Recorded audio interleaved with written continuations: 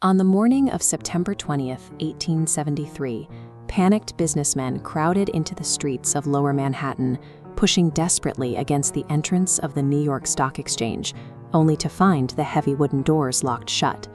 Long before the 1930s breadlines and the Dust Bowl, that locked door marked the beginning of America's original Great Depression. The collapse was catastrophic. Hundreds of banks failed. In the next few years, 18,000 businesses went under, and unemployment hit 14%. It left veterans who had fought to save the Union wandering the country looking for jobs that no longer existed. To see how a single morning broke the country, we have to look at the decade after the Civil War. America had wired itself together, laying 35,000 miles of iron rail and paying for it by creating an intricate web of financial debt. That interconnectedness was designed to build a unified nation. Instead, it created a massive new vulnerability.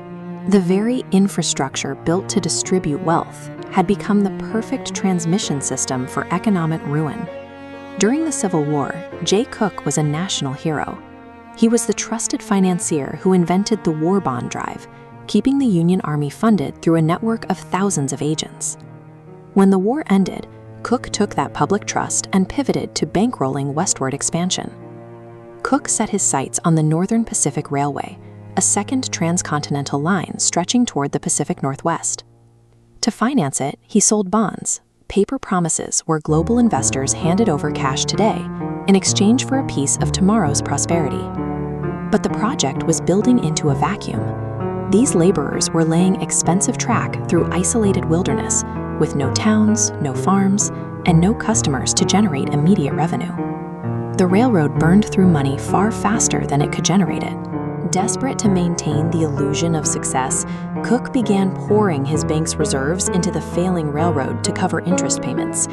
Cooke assumed that growth would eventually arrive, in time to pay for the cost of that growth. But an economy based entirely on future expectations creates an invisible fragility.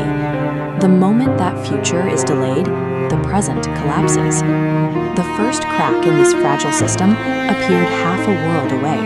In May of 1873, a bubble of real estate speculation triggered a massive stock market crash in Vienna. Spooked by the chaos in their own markets, European investors immediately began pulling their capital out of overseas ventures.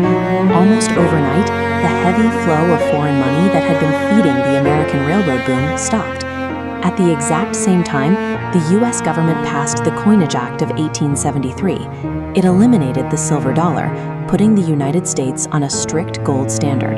By removing silver from circulation, the money supply shrank, and existing debts became much more expensive for ordinary people to pay off. A global panic drained foreign capital on one side, while a tightening money supply strangled domestic credit on the other. Together, these dual shocks suffocated an American railroad industry that survived only on easy borrowing. The pressure finally crushed the weakest point in the network. On September 18th, Jay Cooke's banking house ran out of cash to hide the Northern Pacific's losses. The most prestigious financial institution in the country declared bankruptcy. News of Cooke's failure shot out from Philadelphia across the telegraph wires, hitting Wall Street instantly.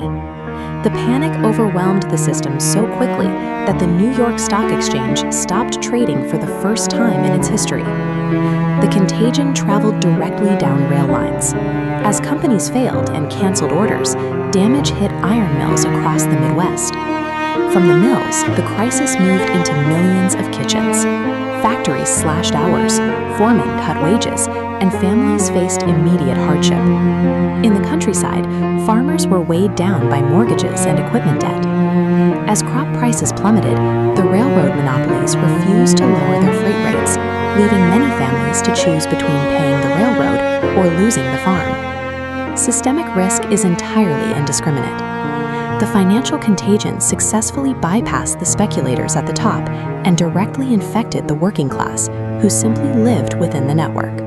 While industrial centers struggled, another disaster was hollowing out the financial foundation of newly freed Americans. In 1865, the government had chartered the Freedman Savings Bank to protect the deposits of formerly enslaved people. But the white officials managing the bank took those deposits and gambled them on risky loans tied to Jay Cooke's overextended railroad empire.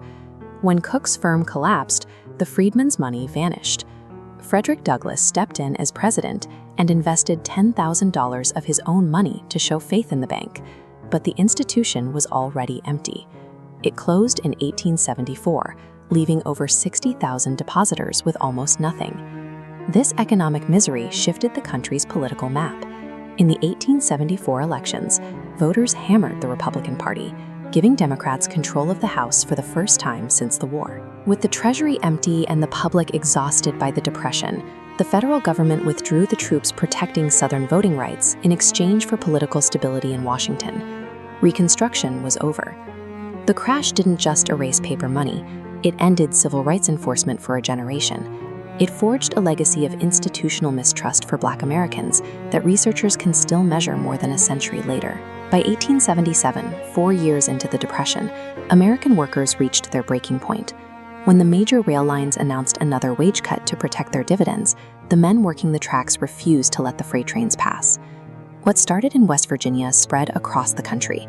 Nearly 100,000 workers walked off the job in the Great Railroad Strike of 1877, the first multi-state labor uprising in American history. The suppression was brutal. Strikers burned the rail yards, destroying over 1,000 rail cars. In response, the president deployed federal troops against American workers for the first time in history, ending the strike with dozens dead. The clash proved that industrial workers could organize across state lines. It planted the seeds for the labor movement that would eventually secure the 8-hour workday and workplace safety laws. The 1873 collapse revealed that an interconnected continent required a different kind of management. It turned local workplace grievances into a national movement and forced the country to reckon with the dangers of unregulated debt. It proved that in a wired economy, the risks taken in a Philadelphia boardroom can eventually be measured in the hunger of 1,000 different cities.